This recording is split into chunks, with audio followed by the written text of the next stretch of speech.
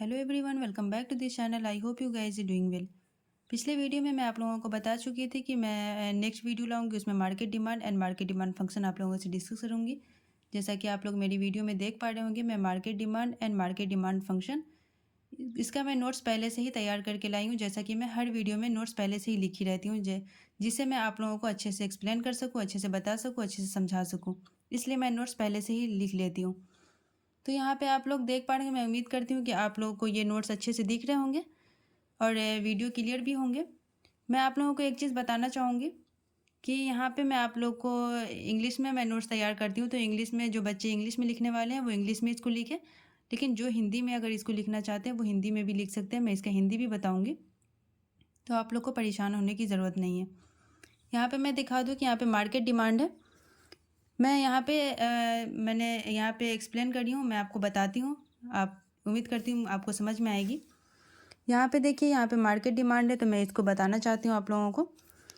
Market demand refers to the quantity of a commodity that all the consumers are willing and able to buy at a particular price during a given period of time.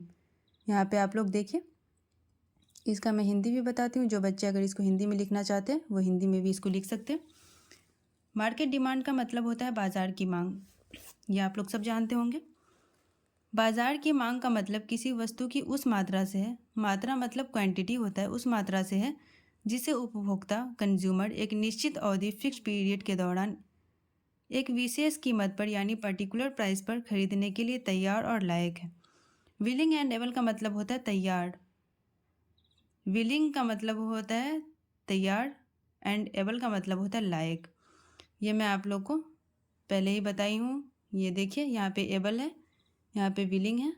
तो willing का मतलब होता है तैयार and able का मतलब होता है लायक। आई रिपीट अगेन, मैं इसका हिंदी एक बार और बोलना चाहूँगी। बाजार की मांग का मतलब किसी वस्तु की उस मात्रा से है जिसे उपभोक्ता एक निश्चित अवधि के दौरान एक विशेष कीमत पर यानी पर्टिकुलर प्राइस पर खरीदने के लिए तैयार और लायक है। उम्मीद करती हूँ आप लोग को मेरी बात समझ में आई होगी। तो मैं आप लोगों को यहाँ पे दिखा दूँ कि यहाँ पे मैंने एक्सप्लेन किया factors affecting market demand. Factors affecting market demand का हिंदी होता है बाजार की मांग को प्रभावित करने वाला कारक। बाजार, यहाँ पे मैंने 5-6 मैंने दिया है। मार्केट डिमांड को बहुत सारे फैक्टर्स इफेक्ट करने वाले फैक्टर्स हो सकते हैं। मैंने 5-6 यहाँ पे लिखा है। अगर आप लोग को और भी पता हो तो वह आप लोग खुद से भी लिख सकते हैं। यहाँ पे मैं बता दूँ कि फर्स्ट मैंने लिखा है price of the commodity, price of related commodity, income of a consumer, taste and preference of a consumer, population size, distribution of income. यहाँ पे आप लोग को दिख भी पा रहे होंगे, मैं आपको बता भी दी हूँ। तो यहाँ पे मैंने आप लोगों से कुछ डिस्कस करूँगी, मैं कुछ बताना चाहूँगी मैं अपने लैंग्वेज में। प्लीज़ आप उसको समझिएगा, समझ के खुद लिख सकते हैं, इसको एक्सप्लेन कर सकते हैं। ये मैं चाहती हूँ कि ये सब आप लोग खुद से एक्सप्लेन करें, मैं आप लोग को समझा दूँगी। प्राइस ऑफ द कमोडिटी का हिंदी होता है वस्तु की आय। तो मैं यहाँ पे आपको बताऊँ कि मैं समझाने की कोशिश करूँ कि वस्तु की आय जो होती है ना, किसी वस्तु की मांग को उसकी कीमत भी प्रभावित करती है। कहीं ना कहीं जो उसकी आय होती है, इनकम होती है ना, तो डिमांड को प्रभावित करती है उसकी कीमत भी। तो वस्तु की कीमत जब डिक्रीज़ हो रही होती है, घट रही होती है ना, तो वो उसकी डिमांड बढ़ जाती है। या वस्तु की कीमत जब बढ़ रही होती है तो उसकी डिमांड कम हो जाती है। ये मैं आपको पहले भी वीडियो में समझाई थी, तो ये आपको समझ में आ गई होगी। फिर मैं आपको यहाँ पे बता दूँ income of a consumer. Income of a consumer का जो हिंदी होता है ना, वो होता है उपभोक्ता की आय। तो यहाँ पे मैं बता दूँ कि उपभोक्ता की जो आय होती है वो मांग को प्रभावित करती है। जो डिमांड होती है ना, मार्केट डिमांड को वो इफेक्ट कर रही होती है। तो वस्तु की आय जैसे बढ़ती है तो वस्तु की मांग जो डिमांड होती है ना, वो भी बढ़ जाती है। इसके अलावा जब उपभोक्ता जो कंज्यूमर होते हैं, जब उपभोक्ता की आय जब कम होती है तो उसकी मांग भी कम हो जाती है। आप लोग, ये बहुत कॉमन सी चीज़ है, जब हमारे पास भी जब चीज़ें, जब इनकम इंसान की ज़्यादा होती है ना, वो तो उसकी डिमांड भी बढ़ती जाती है। और जितनी अगर इनकम कम हो जाती है ना, फिर हमारी डिमांड भी कम हो जाती है। तो ये आप लोग समझ गए होंगे। और फिर मैं बता दूं आपको पॉपुलेशन साइज़ के बारे में कि पॉपुलेशन साइज़ क्या होता है। तो आप लोग को मालूम होगा कि पॉपुलेशन साइज़ का हिंदी होता है जनसंख्या का आकार। देश की जो जनसंख्या होती है किसी भी कंट्री की, तो वो कहीं ना कहीं डिमांड को इफ़ेक्ट कर रही होती है। देश में जनसंख्या जब बढ़ती है, पॉपुलेशन जब बढ़ती है, तो वस्तु की डिमांड भी बढ़ जाती है। वस्तु की डिमांड भी बढ़ जाती है। और जब जैसे ही जनसंख्या कम होती है तो डिमांड भी कम हो जाती है। तो कहीं ना कहीं जनसंख्या भी हमारे मार्केट डिमांड को इफ़ेक्ट करती है, ये आप लोग को अच्छे से मालूम होगा। फिर यहाँ पे एक जो इम्पोर्टेंट चीज़ है, देखिए डिस्ट्रीब्यूशन ऑफ इनकम है, ये आप लोग को मालूम ही होगा कि किसी का भी जो ये है ना, मैं डिस्ट्रीब्यूशन ऑफ इनकम के बारे में बता दूं कि कोई भी जो सोसाइटी होती है उसमें जो धन का वितरण, धन के वितरण को बोलते हैं डिस्ट्रीब्यूशन ऑफ इनकम। तो धन का जो वितरण होता है वस्तुओं की मांग को प्रभावित करता है। आप लोग को ये मालूम होगा कि हमारी डिमांड को वो इफेक्ट कर रहा होता है। सोसाइटी में धन का वितरण बराबर नहीं है। किसी भी सोसाइटी में आप जाइए, कहीं किसी भी समाज में जाइए, किसी का भी जो धन का वितरण होता है, डिस्ट्रीब्यूशन जो होता है, वो किसी का बराबर नहीं होता। तो विलासितापूर्ण वस्तु जो होता है ना, जो लग्जरी चीज़ें होती हैं, उसकी मांग बढ़ जाती है। क्योंकि किसी का भी बराबर नहीं, तो कोई ऐसे भी लोग होते हैं जिसका इनकम ज़्यादा होता है, वो लग्जरी चीज़ों की डिमांड करते हैं।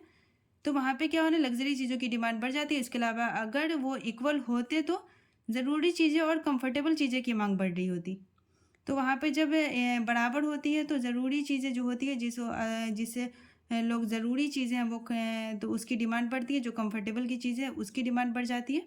ये आप लोग को समझ में आ गया होगा अच्छे से।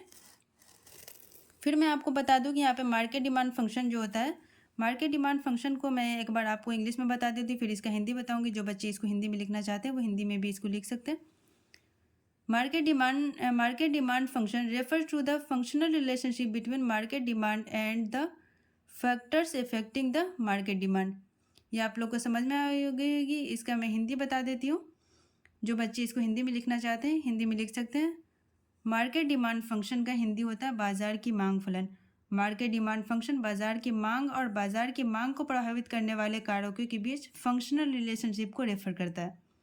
ये आप लोग को मैं एक बार और समझा देती हूँ। बाजार की जो मांग होती है ना, मार्केट डिमांड फंक्शन जो होती है, बाजार की डिमांड जो होती है, मार्केट डिमांड और बाजार की मांग को, जो बाजार की डिमांड होती है और बाजार के डिमांड को इफ़ेक्ट करने वाले जो कारक होते हैं, जो उसके इफ़ेक्ट करने वाले चीज़ें हैं, उसके बीच फंक्शनल रिलेशनशिप को रेफर करता है।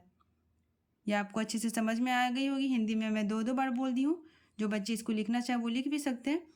रेफ़र करना को बोलते हैं ना, भेजना भी बोल सकते हैं, सूचित करना बोल सकते हैं, सौंपना बोल सकते हैं। तो फंक्शनल रिलेशनशिप को रेफर वहाँ पे इसके बीच करता है। मार्केट डिमांड फंक्शन में बाजार की मांग और बाजार की मांग को प्रभावित करने वाला कारकों के बीच फंक्शनल रिलेशनशिप होता है।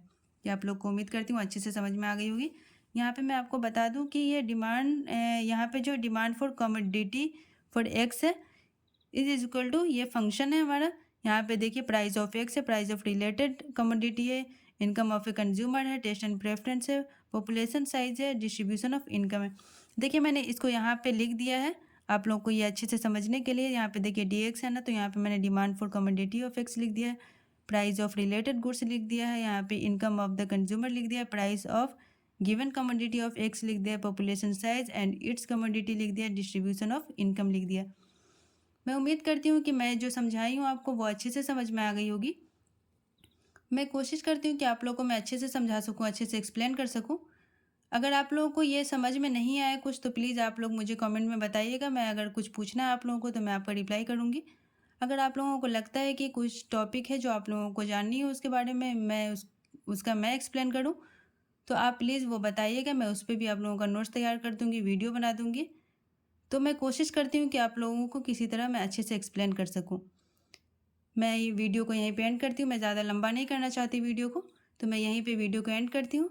अगर मेरा वीडियो अच्छा लगा हो तो प्लीज़ इसको अच्छे से पढ़िएगा। कोई अगर प्रॉब्लम हो, कुछ समझ में नहीं आया तो मुझे कमेंट करके पूछिएगा। मैं यही कोशिश करती हूँ कि आप लोग मेरे वीडियो से हेल्प लें, वीडियो से अच्छे से पढ़ें, आप लोग समझें। और प्लीज़ मैं आपसे एक बार और फिर बोल देना चाहती हूँ कि नोट्स खुद बनाने की कोशिश करें।